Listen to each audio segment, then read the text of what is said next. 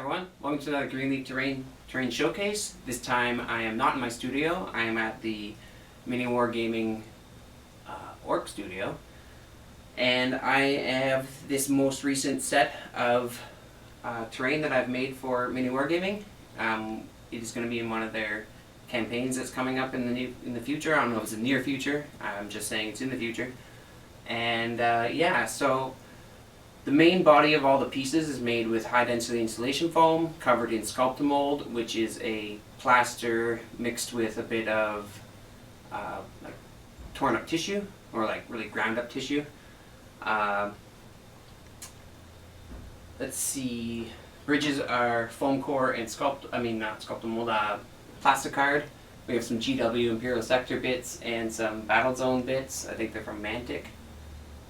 The chains are plastic chains that hold some of the guys up, as well as clear acrylic rods.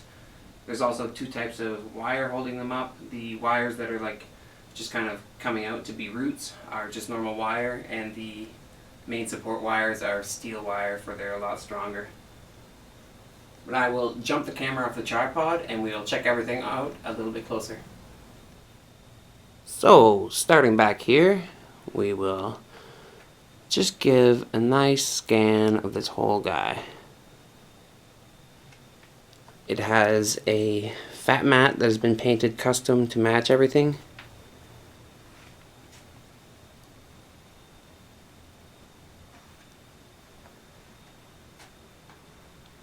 And it stands at the top.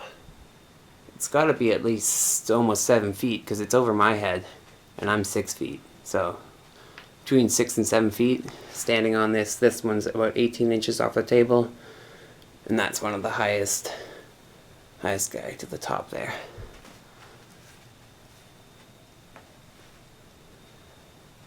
And don't ask me how they're gonna play. They were discussing different ways to play 40k on this, so they'll figure it all out. I'm just the one that made it. So again, it's generally 2-inch foam that's been layered up. You can see there's the blue foam there. And then it's been textured and everything's been airbrushed up, a little bit of dry brushing. But as everything is supposed to be obsidian glass, that's why we have flat, untextured tops. These guys are all supposed to be like obsidian glass structures.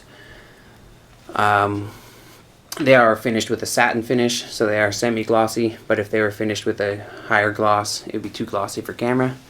As I am getting some shine off you can see that guy's shining. So that's why everything's flat. We got flat down here, but there are scattered terrain crystals if you wanted to put things underneath, but it's not that much room to put anything underneath there anyways. So here's a shot. Table view, and you gotta look all the way up there if you're a miniature standing on the table. So then you got all the floating islands, all the roots coming down.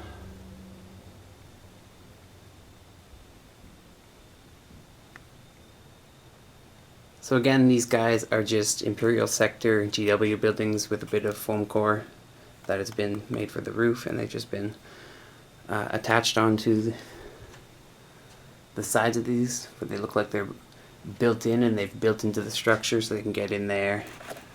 And that goes not a door, there's doors on some of the upper levels, but you get the idea. It's also at 3 inches for ease of access for playing 40k.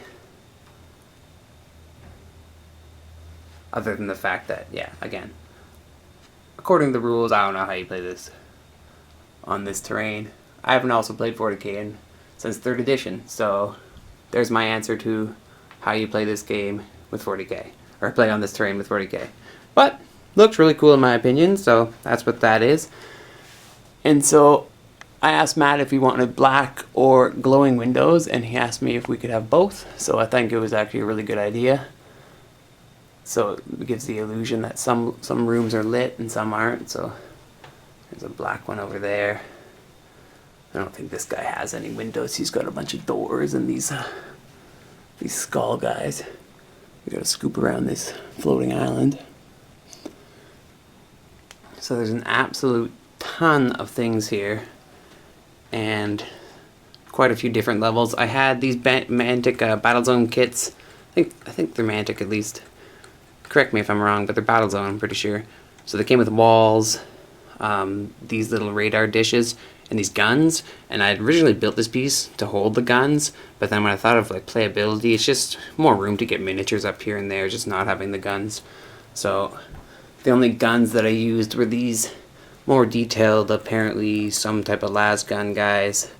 But there's just one that's built into there as a defensive guy, and we've got that guy up there.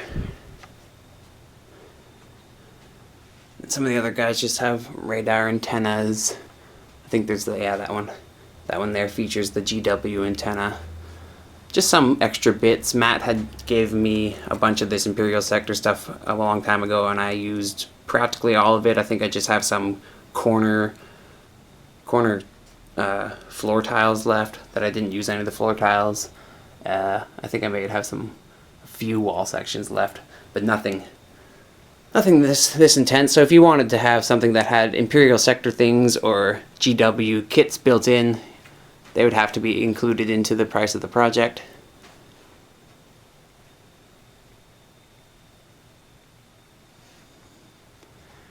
And these guys are supposed to be like exhausts for, as these guys have built into here and they've lifted up, they've progressively built exhausts in added chains for they could stabilize the islands. And they're either supposed to be like exhaust engines or sewage pipes, whatever you want to do. I looked at like jet engines, and they're either basically like a circle or a circle with a cone that's welded on. And I just went with the circle. So sometimes some details need to be taken away because there's so much extra work that needs to be done and other things that need to be built that I'm gonna run out of time. So that's just one of the things that I think I did. I don't know any of the other ones offhand, but generally I try to make a good looking product. Everybody was pretty happy with what I did, and especially the client. Matt was happy. So that makes me happy. But it's quite a bit of the same thing over and over and over again, but there's variety. Obviously there's variety in the height, the chubbiness of these structures. Obviously some of them have stuff that the guys have built into. Some of them are just still the glass guys. I figured that they would build into the larger ones so they could actually get something inside instead of like these smaller towers. But there are still, there's a big guy back there, and that guy's kind of big. That guy's kind of big. They didn't tap into them. But just gives a lot of variety. And then there's a ton of these crystal guys. Some of them are angled at an angle that you can actually get miniatures out on here and they won't tip over. Well, depending on the miniature probably, but that's the idea. These can always be up top too. You can have a variety. Looks kind of weird there, but it gives you a lot of variety with a lot of different pieces. Obviously, if you want to commission me for a project like this that has so many pieces, it isn't going to be the cheapest thing. So just keep that in mind. The Miniwargaming guys have their own budget with me, so that's how we work it out, and it's all good. But just know that this was 120 hours worth of work, 3 weeks, and it doesn't come free. There's a door on the lower level. I knew I had one of these buildings that had a door on the lower level. And then that's definitely a door on the upper level. Because that other guy over there has a skull coming out of his guy.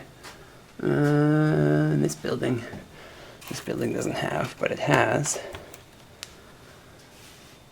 This little platform down here, little ladder, and this is easily stepped up. I know it's about 3/4 of an inch, so maybe a climb for a big step for a Marine. But the doors are big. I don't know. Everything's gothic and big. Who knows? Who knows? But it definitely has a very impactful feel.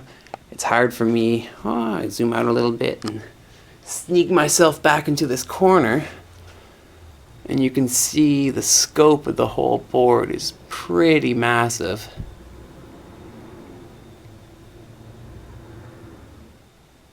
I don't know if I really showed off this building.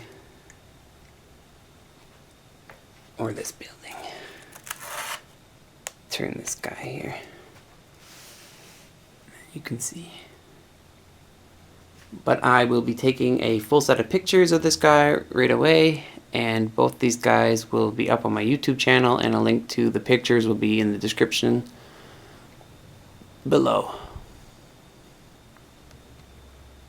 So some of you might be asking about why there's roots apparently on the planet. It gets scorched all the time, and I made a bunch of these. They're in the other room. I wasn't really 100% sure about them, so they just kind of left them off, but they got the blue and the orange that the roots have. There's another one over here. And the idea is that they're quick-going, low-lying, viney type guys that grow quickly, then get flash scorched, and then grow again. So they could be also spread around. I think there's 10 of them altogether. So that gives you a closer look at the project overall. I hope I did a good enough job showing everything. If you are interested in some work in progress pictures, I think there is a studio update before this video, and there's definitely some pictures on my Facebook that you can look at. If you are interested in getting some custom work done or miniature painting commissions, you can email me at greenleafterrain@gmail.com and I'll get back to you with a quote. Other than that, if you liked the video, please like it, share, and subscribe, and happy wargaming.